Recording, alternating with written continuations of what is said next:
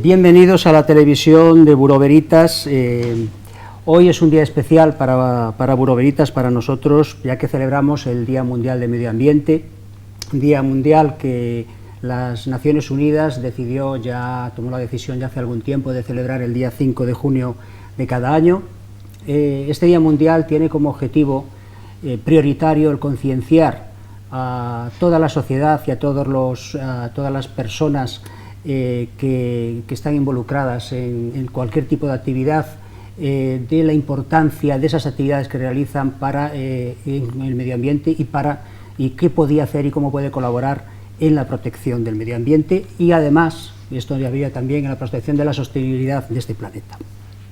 Buró Veritas, empresa fundada en 1828, ya hace muchos años, siempre ha prestado servicios de alta calidad que apoyan y que están dirigidos a la protección del medio ambiente, a la sostenibilidad, a evaluar la calidad, a evaluar la seguridad y a evaluar cualquier tipo de actividad que pueda afectar tanto al medio ambiente como a la sostenibilidad.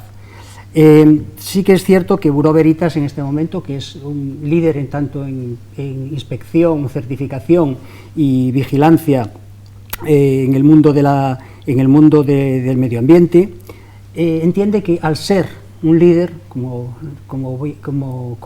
he dicho, tenemos la responsabilidad y yo creo que tenemos también la obligación de ser unos agentes importantes a la hora de apoyar y de estar ahí presentes en la mejora del medio ambiente y en la sostenibilidad de este planeta.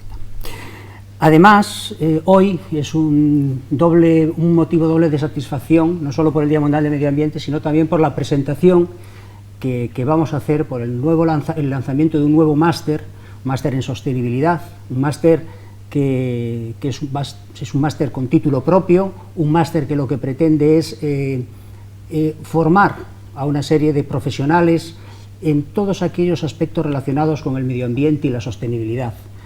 Formarlos para tratar problemas como el de cambio climático, como la huella de carbono, como la mejora de la eficiencia energética, como la buena gestión y la gestión adecuada y sostenible de bosques y montes, y además también la colaboración y el desarrollo de las sociedades en las cuales cada una de las organizaciones y cada uno de nosotros estamos involucrados, es decir, en la responsabilidad social corporativa también. Con motivo de este día, nosotros ya llevamos una serie de años haciendo una mesa redonda con motivos de interés relacionados con el medio ambiente, este año con el medio ambiente y la sostenibilidad, y el de este año, que lo hemos llamado los nuevos retos en los profesionales especializados tanto en medio ambiente como en sostenibilidad. Lo que hemos querido es reunir a expertos, a personas que además su trabajo en el día a día es precisamente su relación con la sostenibilidad y el medio ambiente, de distintos sectores, de empresas reconocidas tanto a nivel nacional como internacional, y que además lo que esperamos es que nos den una visión, cuál es la visión y cómo va a ser la evolución que ellos contemplan tanto en la gestión y la protección del medio ambiente como en la sostenibilidad. Bueno, en primer lugar me gustaría presentar, antes de empezar, quiero presentar a las personas que nos están acompañando de aquí. Tenemos a Ana Fombella, a mi derecha Ana Fombella, directora de Responsabilidad Social Corporativa del Grupo Cortefiel. Tenemos a María Ganado, responsable de Sostenibilidad y Medio Ambiente de Acción e Infraestructuras. A May López, responsable de Responsabilidad Social Corporativa de SEUR, y a Luis Javier Sánchez, gerente de Sostenibilidad Forestal de ENCE Energía y Celulosa.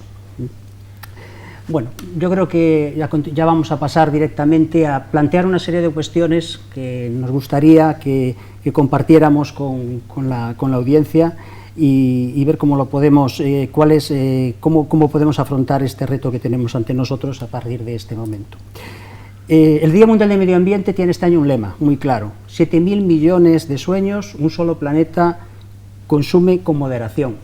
Vale, me parece es un lema muy adecuado, pero yo lanzo la siguiente pregunta: ¿creéis que estamos haciendo un uso eficiente de los recursos, por un lado, y que producimos y consumimos de forma sostenible? Ana, tú dices.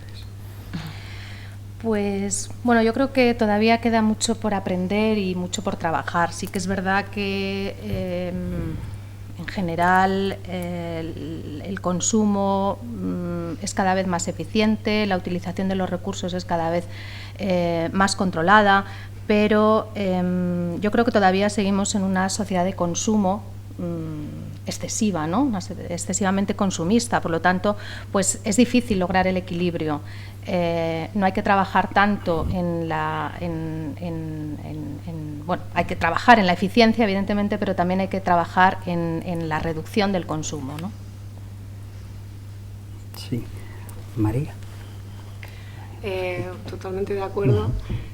Sí que es verdad que, por matizar, es verdad que en el sector empresarial la eficiencia va muy ligada al coste. Entonces, cada vez más se está buscando esa eficiencia en el consumo de recursos por una cuestión de costes. Pero sí. Bueno, comparto lo que dicen mis compañeras. Yo aquí, a la hora de plantear si los recursos son sostenibles o no, recordaría que de esas 7.000 millones de sonrisas, creo que era el lema, sueños, en general el consumo no lo hacen, el gran consumo no hacen esos 7.000 millones. Esto yo creo que no es sostenible en general. Muy poquitos de esos 7.000 millones somos los que consumimos la inmensa mayoría de los recursos, con lo cual es claro que el modelo no es sostenible, ¿no? Hay que avanzar en eficiencia, hay que avanzar en menor consumo, pero sobre todo, más que en las cantidades, yo creo que hay que avanzar mucho en un mejor consumo, una mejor calidad de consumo, un consumo comprometido, un consumo eficiente, efectivamente, y eso pasa indefectiblemente por la formación. La sociedad yo creo que no está suficientemente concienciada. Todo el mundo, cuando le dices el medio ambiente, ¿qué te parece? Todo el mundo le gusta el medio ambiente, todo el mundo quiere protegerlo, pero realmente no hay un conocimiento preciso de qué significa consumir menos o consumir más. ¿Qué influencia tiene? No en la puerta de su casa, que generalmente no la tiene, sino dónde está, en el tercer mundo, en otros países menos desarrollados, que donde generalmente se producen los impactos fuertes, ¿no? Entonces yo creo que el tema de formación formación e información tiene que ir muy ligado a los temas de eficiencia y disminución de consumo. Pues un poco en línea con ellos. Se está haciendo mucho, pero todavía falta mucho por hacer y probablemente esa sea la clave, la de la búsqueda de ese consumidor responsable, que en la toma de decisión a la hora de adquirir un producto pueda valorar también y discriminar en base a esa huella ecológica o huella de carbono o esos criterios ambientales que se han llevado a cabo para desarrollar ese producto, que ese consumidor responsable pueda tomar la decisión en base a una información que además sea una información que de un tercero o que esté homologada o certificada de manera que todos juguemos con las mismas reglas, ¿no? En el momento en el que ese consumidor responsable tenga la información y la entienda, probablemente sea la gente que dinamice el desarrollo sostenible y la protección medioambiental al 100%, ¿no?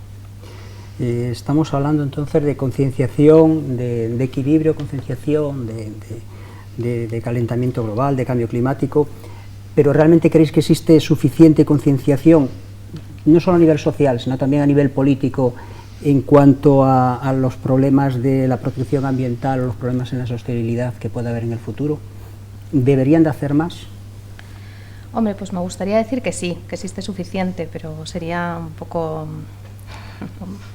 excesivo, ¿no?, decir eso.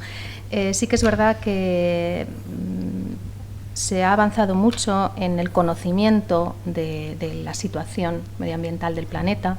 En general, la sociedad sí que percibe que existe un problema, pero yo creo que no percibe la magnitud de las consecuencias o la cercanía de esas consecuencias o los mecanismos que están en las manos de la propia sociedad para mejorar o para cambiar esa situación, ¿no?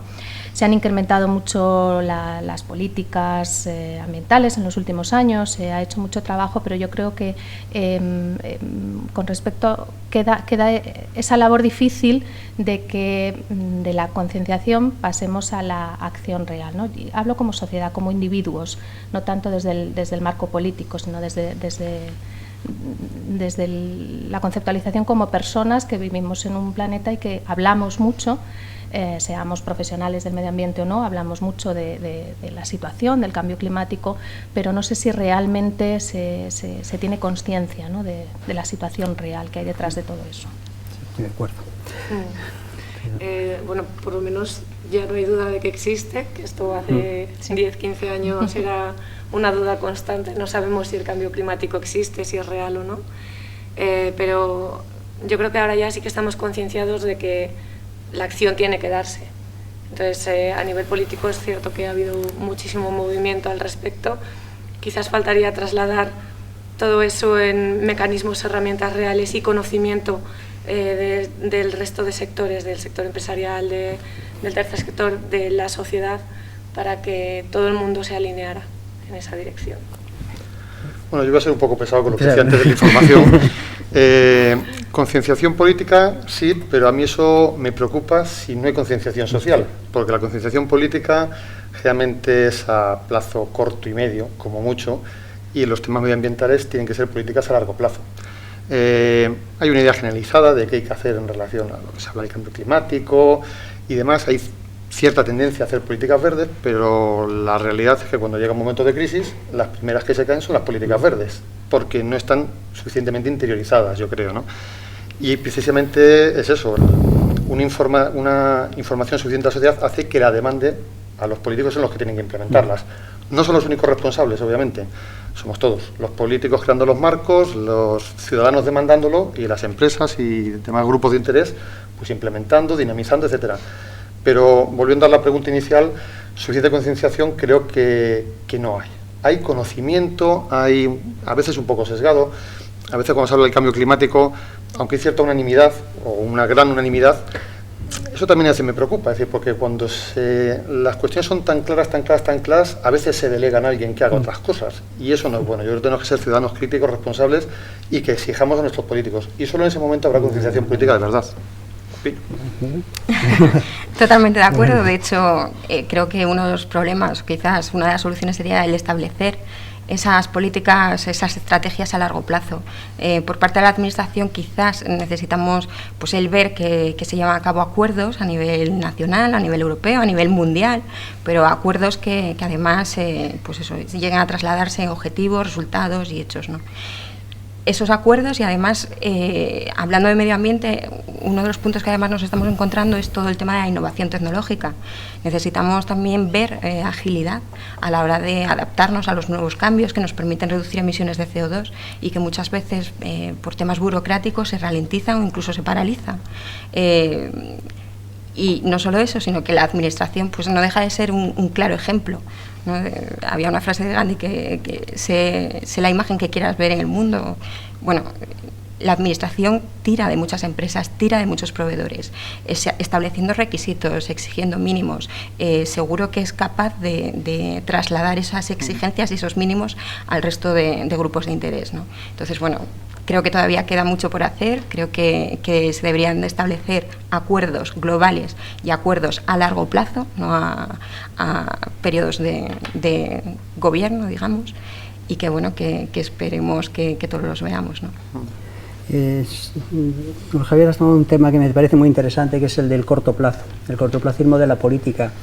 Pero también, ¿no creéis que hay un cortoplacismo en las organizaciones, en las empresas, en cuanto a que uno de los parámetros para tomar conciencia es el del beneficio económico, es decir, el de la productividad a la hora de implantar políticas de protección de medio ambiente, de sostenibilidad?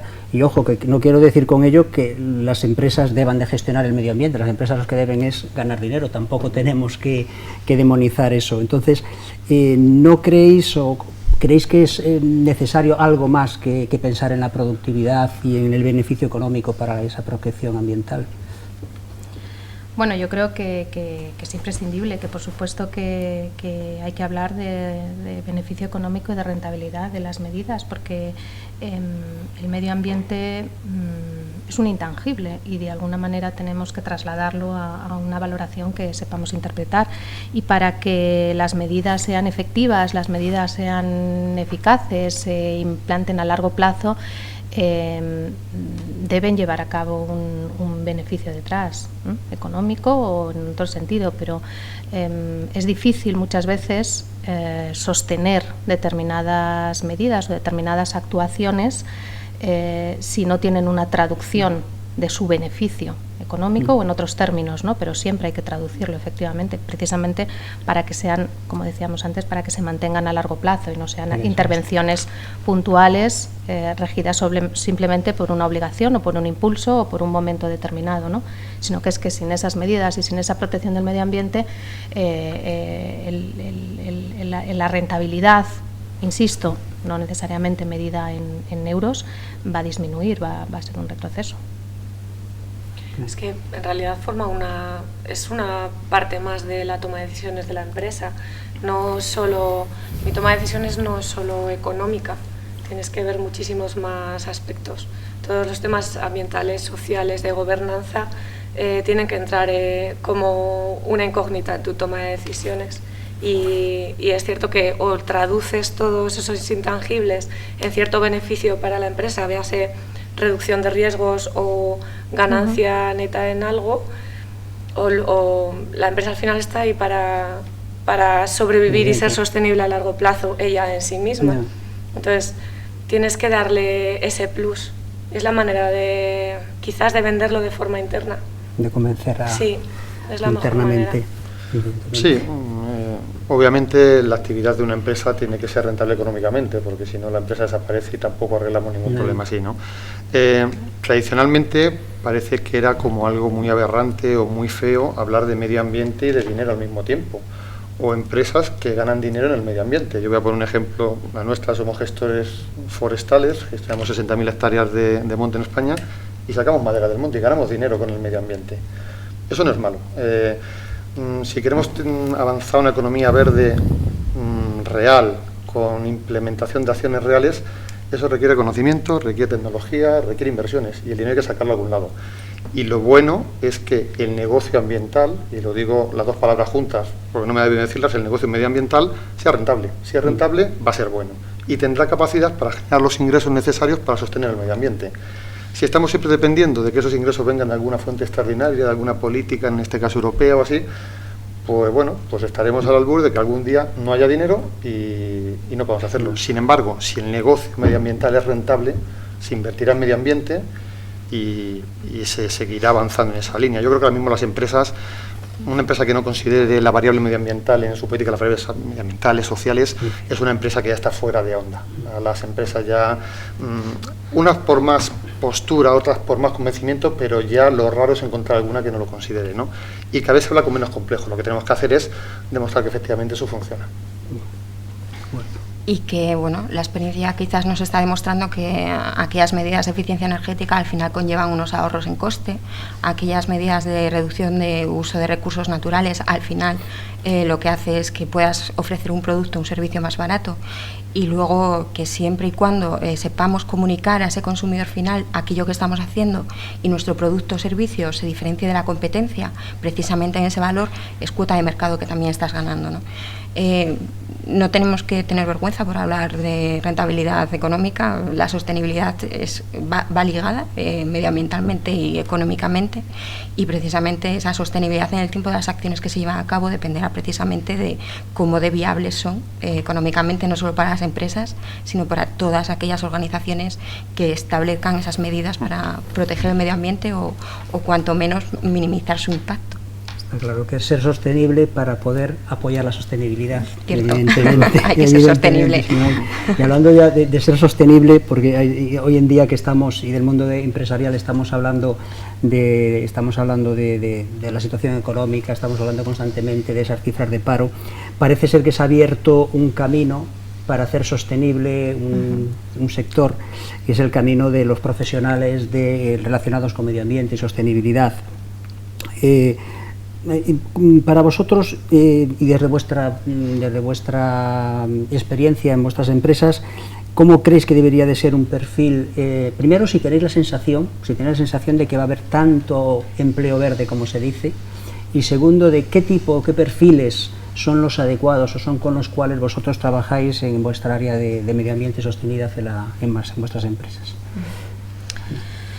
Bueno, según lo que se considere empleo verde, porque bueno, ya no es una sola disciplina, ¿no? Sino que abarca muchísimos sectores, abarca también muchas oportunidades, ¿no? Entonces, el profesional de medio ambiente tiene que ser una persona no solamente multidisciplinar, sino multitarea. Hay que abrirse camino en temas no solamente técnicos, sino temas financieros, sino temas de otros ámbitos, ¿no? Entonces, pues realmente lo que hay que tener es una mente abierta y dispuesta a valorar distintas opciones, no solamente con una mentalidad muy técnica se llegará, ¿no? Sino que hay que tener, aparte de mucha cintura, un perfil bastante disciplinar, capaz de visualizar todos los aspectos que conllevan los temas ambientales. Coincido totalmente, personas muy versátiles, muy innovadoras en su manera de pensar, que engloben otros puntos de vista, que sean capaces de comunicar, de escuchar y sobre todo muy motivados. Este es un sector para gente muy motivada, pero porque gusta, es que es un sector que emociona, entonces o sea, hay que aprovecharlo. Yo diría que es un sector que va en los genes de alguien que va a él, ¿no? que es como se dice, es algo que inherente. Si no lo tienes, no lo tienes y punto, y el que lo tiene, lo tiene, ¿no? Entonces, sí, no, yo aquí, justo como lo has dicho, profesionales del medio ambiente, yo distingo siempre de profesionales del medio ambiente y titulados del medio ambiente. Hay mucho titulado y lo que falta son profesionales. Y los perfiles son los que han comentado las compañeras, que prácticamente son los perfiles que ahora mismo se demandan en casi todos los sectores. Tiene que haber mucha transversalidad, personas que sean capaces de acometer distintos retos, no muy centrados en una cuestión técnica exclusiva, porque eso ya existe y no hace falta gente capaz de dinamizar equipos, de integrarse con otra gente, aprender de otros sitios. Y en un sector como el del medio ambiente, que además es tan cambiante, con tanta legislación, con tantas novedades técnicas, tecnologías, etcétera, hace falta gente muy abierta, muy espabilada y que tenga una gran capacidad de interpretar lo que se ve fuera. Hay que estar mirando continuamente, no te puedes encerrar en tu cubículo, hacer lo que has aprendido, sino tienes que estar fuera y continuamente formándote. Vuelvo a lo que decía al principio, que va a ser muy pesado con la formación, ¿no? Pero creo que este es un sector en el que nunca has aprendido todo. Posiblemente al día siguiente ya te has quedado obsoleto. Entonces, o estás ahí moviéndote mucho y mirando a todos los lados y sabiendo leer la realidad, o te quedas fuera.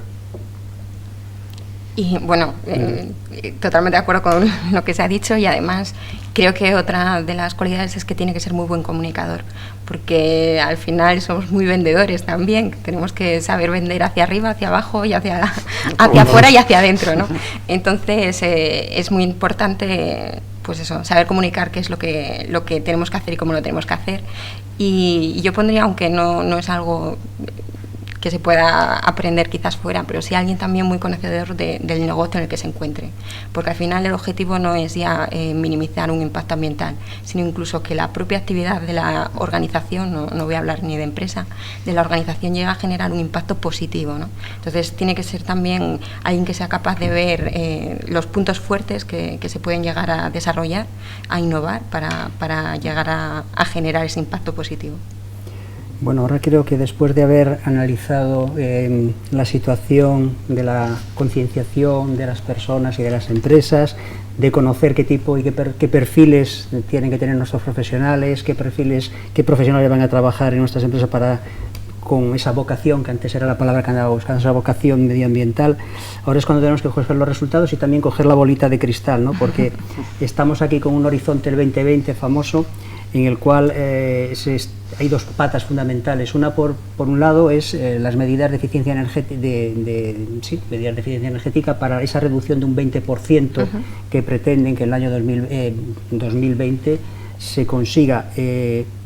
Realmente, en vuestra bolita de cristal, ¿creéis que se va a conseguir esa reducción del 20% con la situación que estamos viviendo, la situación actual, o creéis que no, que es una utopía que tenemos aquí en la sociedad? Voy a empezar ahora por Mai.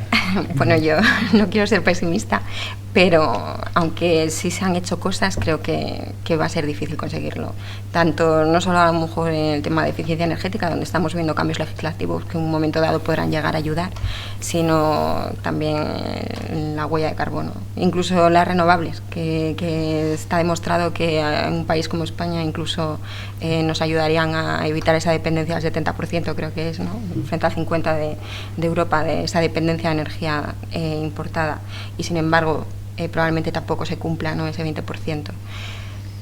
Creo que hasta que, un poco resumiendo lo que hemos dicho, no haya unas políticas mucho más estables en el tiempo, no haya acuerdos a nivel nacional, incluso europeos o mundiales, que se lleguen a poner de manera que sea algo tangible y algo que realmente podamos decir esto es lo que tenemos que hacer y cómo lo tenemos que hacer, veo un horizonte un poco 15.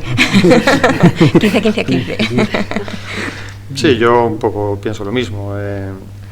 Creo que si llegamos o estamos cerca no va a ser tanto porque lo hayamos hecho bien, sino pues porque ha habido una disminución de actividad, que es lo que estamos viendo últimamente, que algunas veces oye alguna frase muy llamativa, que estamos bien, pero es que estamos bien porque estamos consumiendo menos. Eso no es eficiencia energética. No lo es.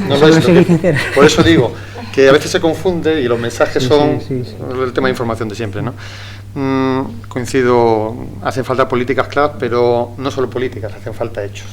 Porque muchas veces no creo que haya ningún político en el mundo que diga que no se quiere llegar a eso, que no va a hacer lo posible, pero no basta con comprometerse y decir nos comprometemos a llegar, sino además voy a hacer unas cuantas cosas para que se llegue y empezar, como comentabais antes, predicando por ejemplo, porque el primer actor en cualquier país generalmente es la administración pública, a distintos niveles, ¿no? Y es la primera que tiene que dar ejemplo, ¿no? Coincido con ellos, está muy complicado, muy complicado. No hay una acción específica destinada y contundente, pero bueno, lo importante es acercarse al máximo, hay que intentarlo. Eso sí que la esperanza no se pierda.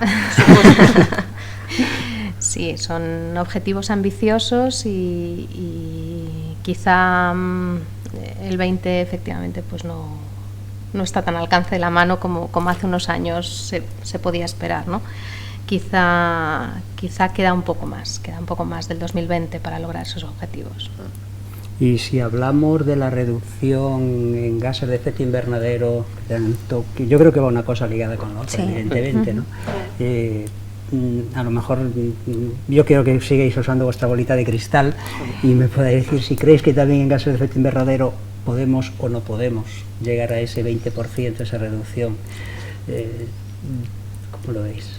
Bueno, un poco la diferencia entre eficiencia energética y gases de efecto invernadero viene quizás pues por ese consumo responsable de recursos naturales, ¿no? Y en ese sentido, hombre, los datos que tenemos sobre, por ejemplo, todo el desperdicio que se hace con la comida, que no deja, con los alimentos, que no deja de ser un impacto también ambiental, todos los resultados de la gestión de residuos que estamos realizando en España, que creo que es el 50% de toda la basura se va a vertedero frente a un 0,5% de Alemania, creo que es. Pues son datos que también nos muestran un poco que ya no solo que establezcamos sistemas de eficiencia energética para reducir consumo, sino que lo que es que hacemos con el ciclo de vida de los productos no es precisamente tampoco muy eficiente. Yo creo que va un poco de la mano y que lamento ser pesimista, pero que va un poco de la mano y efectivamente no el efecto de la crisis que reduzca el consumo es aquello que nos puede hacer llegar a un objetivo, ¿no? Tenemos muchos deberes, yo creo, todavía por hacer. Sí, yo creo que no es cuestión de pesimismo y de realismo, ¿no? Creo que estamos lejos, sobre todo porque no se nota una implementación real de políticas de este estilo, ¿no? El tema de los alimentos es muy claro, el tema de las renovables, que también ha salido, es muy claro. España es un país con un potencial tremendo en las energías renovables, con un déficit energético tremendo también, y sin embargo pues no acaban de arrancar por distintas razones, pero sí que es cierto que eso contribuiría muy notablemente porque sustituiría en gran parte a combustibles fósiles, que tendrá que seguir existiendo obviamente, pero ahí es donde se demuestra si realmente las políticas son una definición o realmente una implementación directa de estrategias claras y contundentes, ¿no?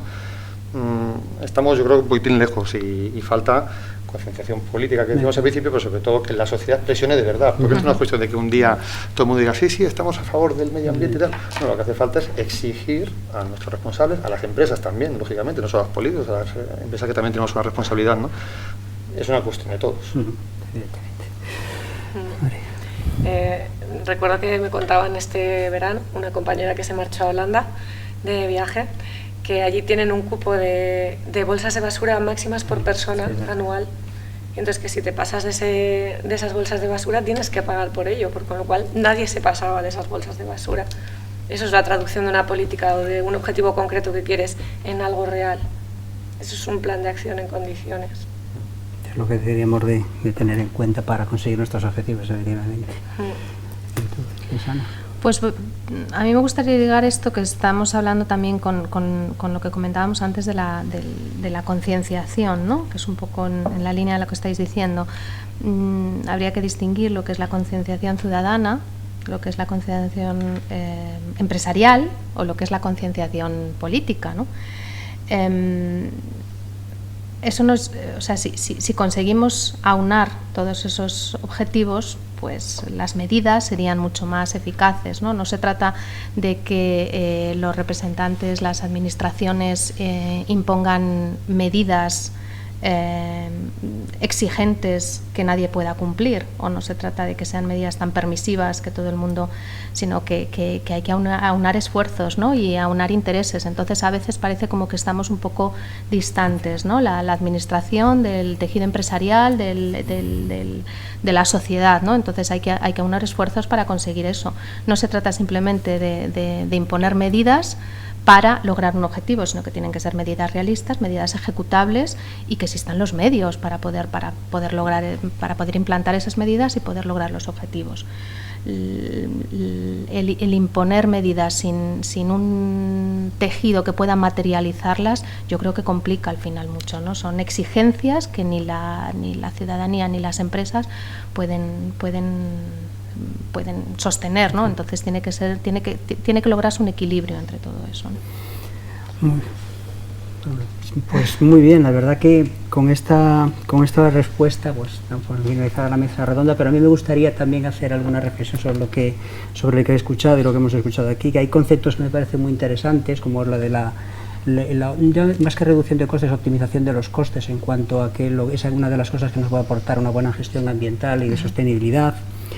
El concepto de calidad en el consumo me parece muy interesante, me parece que es uno de los puntos claves para en el futuro conseguir estos objetivos de los que hemos hablado.